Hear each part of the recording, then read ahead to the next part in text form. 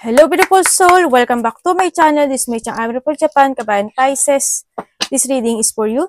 Tingnan natin ang iyong October 19 to 25.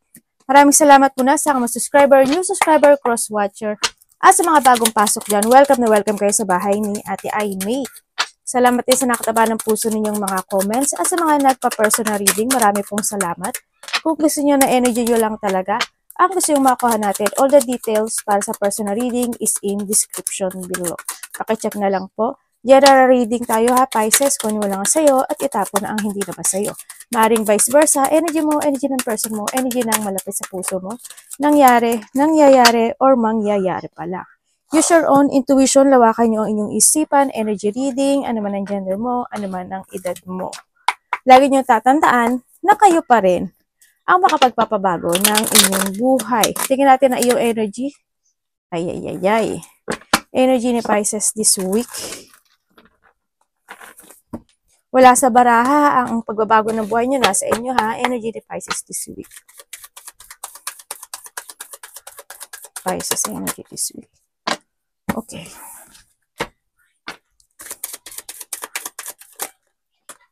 Okay.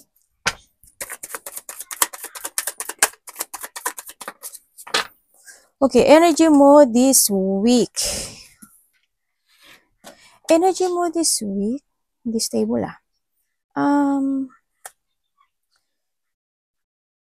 may mga bagay o maaring mawawalan ka ng interes sa isang bagay. Pwedeng ganun, pwedeng sa kausap, sa isang tao, pwedeng ano ba to? Mababagot, pwedeng ganun, pwedeng basta mawalan ka ng isang interes sa isang bagay o sa isang sitwasyon o sa isang tao. Parang hindi ka ganado. Ayun, hinahanap ko kasi yung Tagalog. Hindi ka ganun kaganado. Halimbawa, sa trabaho mo, di ba? Parang tinatamad ka, hindi ka ganado, ganyan. O kaya sa kausap mo, hindi ka gano ano. O kaya paglalabas ka, ayaw mo munang lumabas. Mga ganun. Parang hindi ka magiging interesado sa isang sitwasyon. Yun na nakikita ko sa iba sa inyo. Kumbaga may iba naman sa inyo ang nakikita ko energy mo bahala na situation. Yan na nakikita ko, bahala na. Halimbawa may halimbawa lang nagkaroon ng pag-uusap na aalis kayo, halimbawa, bahala na pag dumating na yung time na yun. Basta may mga bahala na situation. Ako na nakikita sa iyo yung energy nyo ganun. No, hindi ganun ka-stable yung mga bagay-bagay o sitwasyon in life. Siyempre, nandun pa rin yung sitwasyon mo na may mga bagay pa rin na hindi mo sasabihin, may mga bagay na hindi mo ipaparamdam o hindi mo ipapakita yung tunay mo na nararamdaman. O yung tunay mo, hindi ko naman sinasabi mo tunay mo pagkatao. Siguro, may konting hidden na ikang gagawin into yourself. Tingnan natin ang halimbawa may kausap ka. Yung kausap mo kaaway mo siya na isang araw, 'di ba? Kakausapin mo pa rin siya, pero deep inside nahandun pa rin yung inis mo sa kanya. May mga ganun, may mga hidden situation. Tingnan natin parating kay Pisces this week. Ay, masaya.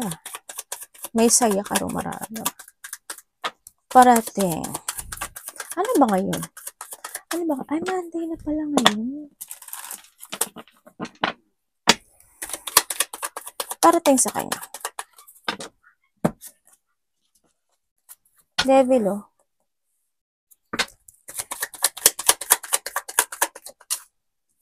parating sa kanya. Okay. Ayan, tumitilampon. Okay, parating sa'yo. May tao maaring may tao na ko-connect sa'yo. Maaring ito is mas may edad sa'yo. Or vice versa tayo ha. Pero mas may edad sa'yo to. Or pwedeng same age kayo, ganyan. Hindi siya makikinig sa'yo. Or maybe ikaw ang hindi ka makikinig sa kanya. Pwedeng kaibigan mo na mas may edad sa'yo. Pwedeng mother figure or magulang mo, kapatid mo, or someone who's connected you, ganyan. Medyo, either ikaw ang hindi makikinig sa kanya or siya ang hindi makikinig sa kanya. Ganon, yun ang parating sa'yo. Kumbaga, magkakaroon ka na connection with someone. Pwedeng kakausapin ka, pwedeng tatawagan ka, pwedeng magkakaroon kayo ng connection nito. And then also, parating sa'yo is, makakaramdam ka na pagka-boring. Kakaramdam ka ng pagka-boring. Para halimbawa, may gusto kang kausapin, or may gusto kumausap sa'yo, o kaya may kumakausap sa'yo, or may ginagawa ka, halimbawa. Parang naboboard ka. Ganyan. Parang hindi ka masaya, naboboard ka. Parang ganun.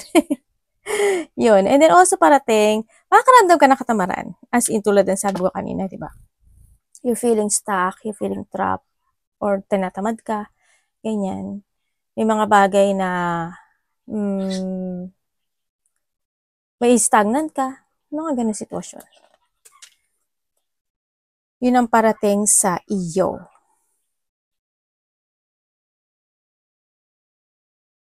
Iba sa inyo, may mga decision making ka? May mga decision making ka na gusto mong gawin, pero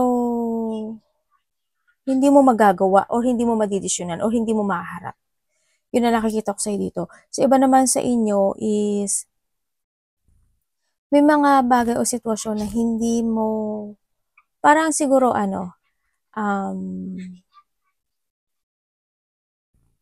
hindi ka magbibigay ng effort at hard work na sa bagay na yun. Yun na nakikita ko sa'yo. Tingnan natin ang dapat mo iwasan.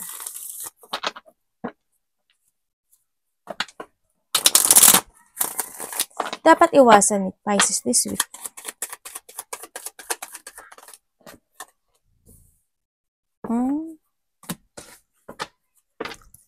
Okay.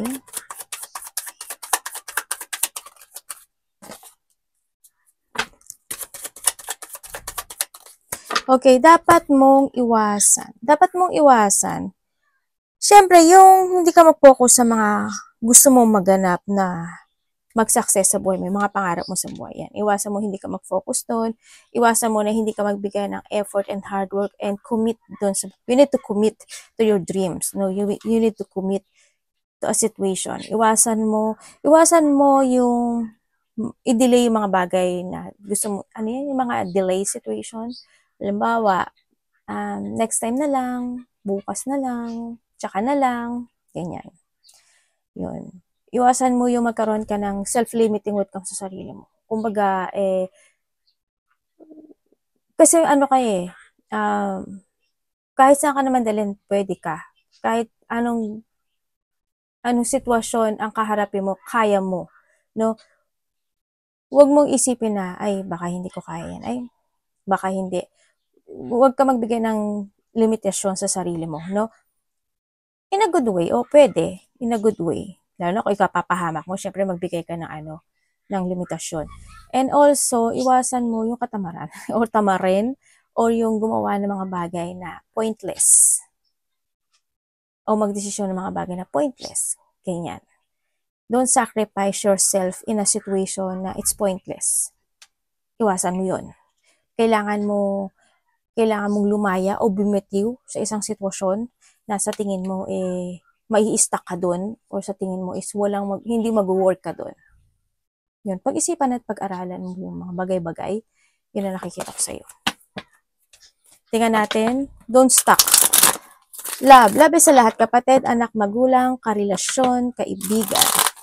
Kamusta po ang love ni Pisces? Pamilya pwede rin.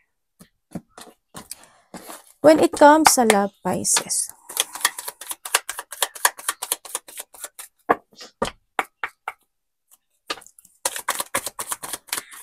love.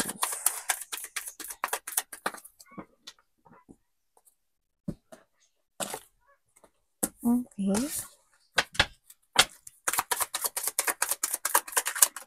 Dito pa lang nakita ko na.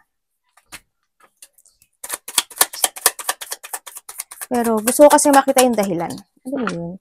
Alam niyo yun. Ay, lala. Okay, sa mga single dyan. Sa mga single, may parating sa'yo. Pero you need to be aware. Ang sinasabi ko, magkakaroon ng offering or there's an offering. Pwede kasi dito pass to Pwedeng pass. Kasi tingnan mo na dito si Devil. May the pass. Sa single ate. Sa single wag ka daw magmadali eh. Wag ka magmadali sa mga single. You need to be patient. Ang gawin mo daw muna is pahalagahan, mahalin, alagaan yung sarili mo. Kasi ibibigay niya sa'yo yung the right person na para sa'yo. Kasi mararamdaman mo na lang yun. Kasi sa time na yun, may makikita ka na sign or pwedeng hiningi mo yung sign na yun or meron siyang papadala na sign para makilala mo yung tao na yun. Pwede siya by the number, pwede siya by the color, pwede siya sa salita, pwede siya by the song, pwede siya. Basta mararamdaman mo yun, yung time na yun. Yung kapag nakita mo daw yung sign na yun, yun yung tao na ibinibigay niya sa'yo o ino-offer niya sa'yo. Sa mga single dyan kung kayo naman is nagkahiwalay nitong tao na to, nagkaroon kasi ng pagsisinungaling. Isa kasi dito is, alam mo yun yung sarili lang niya inisip niya. Yun na nakita ko. Sarili niya lang yung inisip niya. Ang ano niya kasi, ang vice versa tayo, no pointed name kasi wala naman pangalan mo dito. Para kasi sa kanya, alam niya, pag ginawa niya yon, alam niya, susunod sa kanya yung tao. Kumbaga, mang babae man siya o mang lalaki man siya, alam niya sa sarili niya na ifa-follow siya ng babae or maghahabol yung babae o lalaki. Or hindi man maghabol yung babae o lalaki, alam niya sa sarili niya na may maa-attract pa rin sa kanya. Malakas yung loob niya actually, nitong tao na to. Yun na nakikita ko. Kumbaga parang, ewan ko, bakit ganun yung confident niya when it comes dun sa sitwasyon na yun. Yun. Tsaka mahilig din kasi siya magkimkim. Kumbaga, hindi siya magsasalita kapag meron na siyang kinakausap na iba o hindi niya paparamdam sa iyo hanggang sa ano na lang. Siguro ikaw na yung maka-discover. Andun din kasi yung pagiging mataas yung pride nitong tao na to. Yun, ang nakikita ko. Magaling siyang magsinungaling. Kasi magaling siyang magsinungaling, magaling din siyang alam mo yung parang ibibigay niya yung effort, yung hard work, and yung support niya sa'yo, paparamdam niya sa'yo na you are value. Yun yung technique niya. Pero deep inside, pag nahando na yung point na nagkaroon siya ng pagkakataon, doon na siya. Nagiging ganun siya. Yun. Babalik ba siya ate? Gusto ka niya kausapin, gusto niya ng new beginning sa'yo. Yun nakikita ko dito, gusto niya pa rin ng partnership sa'yo.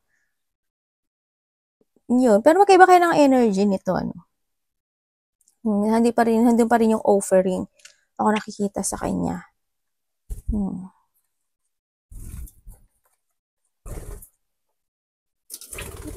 So, iba dito, dalawa yung tao talaga. Iyon ang nakikita ko. Pero bakit kung hindi pa kayo nagkaroon ng contact nito, maaring natatakot or kinakabahan tong tao na to. Kung kayo naman is in relationship, kasi totally may nagkaroon na ng separation Dito talaga, as in nagkaroon na ng separation. Maaring iba dito, dumating kayo sa point na naging, siguro nasa 8, 6, 5, 3,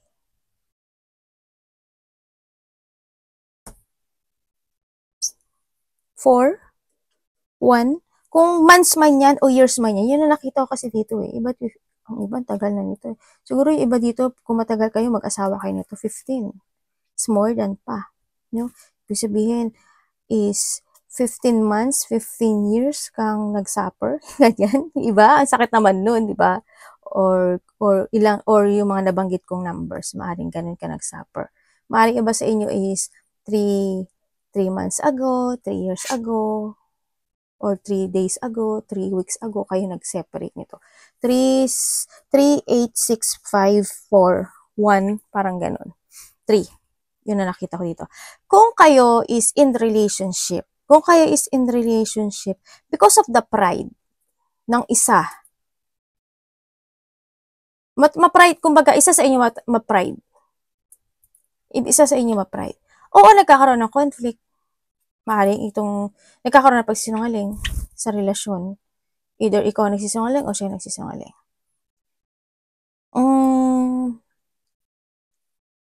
Medyo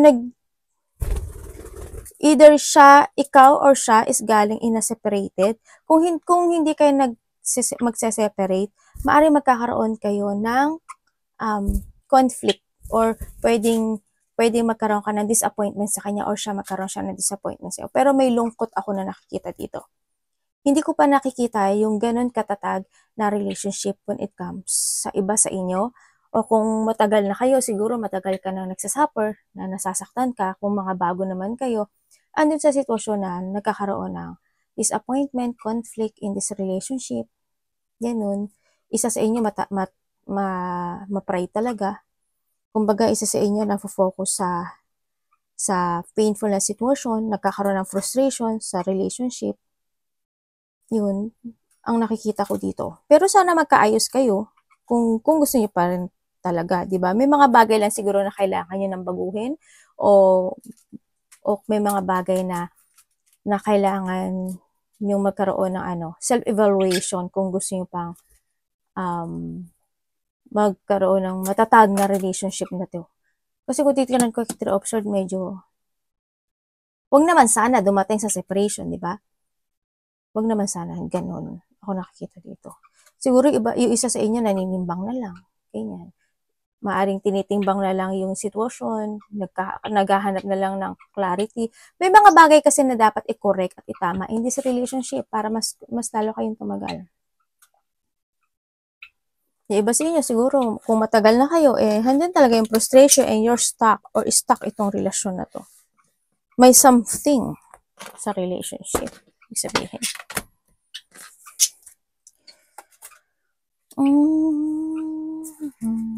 Okay.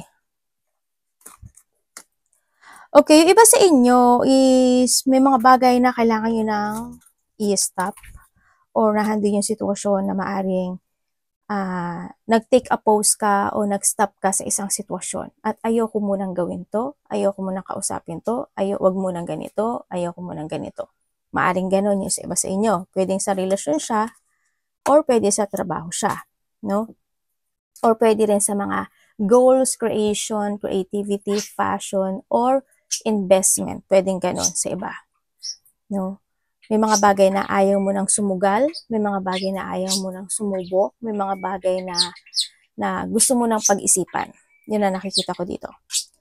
May mga bagay na nai-stagnant or want ng take a break.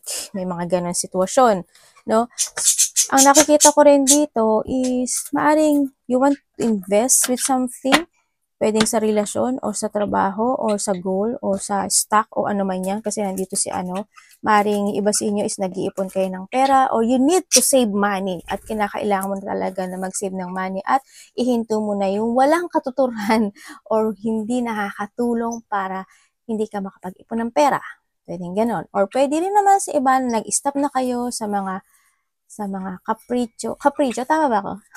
Yung mga walang katuturan na sitwasyon at maaring kayo is nag-iipon na ng money or you need to save money, no? Iba sa inyo is may mga collection kayo, maaring may mga kino-collect kayo na mga, ano ba, mahilig mag-collect kayo ng mga coin o mahilig ka mag-collect ng mga bracelet, yan. You have a collection, sa iba sa inyo. And yung iba sa inyo, maaari din na nagkakaroon ng strategy or you need a strategy when it comes to your future. Lalo na when it comes to investment, goal, or pagkakaperahan, no? May mga pagpaplano ako nakikita sa inyo at yung iba sa inyo magaling magbasa ng mind. Ibig sabihin, you have an ability, no? You can read mind ng tao at magaling kayong mag-predict. Ano nyo yan, ano ba to? Ano ba to? You need to use yun. I-use mo yan in a good way, ha? Kasi maaari makakatulong sa'yo yan. Yun ang nakikita ko dito. Or malakas talaga yung pakiramdam, yung instinct ng iba sa inyo. You have the ability sa mga bagay na gano'n. Yun ang nakikita ko sa'yo dito. Ito na rin na kinakailangan mo na mag-umpisang muli na magpunla No? O syempre, you need to take care to love yourself din dito ha, sa sitwasyon. Iba sa inyo, nagkakaroon ka ng strategy in life or you need strategy in life. Yung iba naman sa inyo, kung ito is relationship, magaling siyang mabola.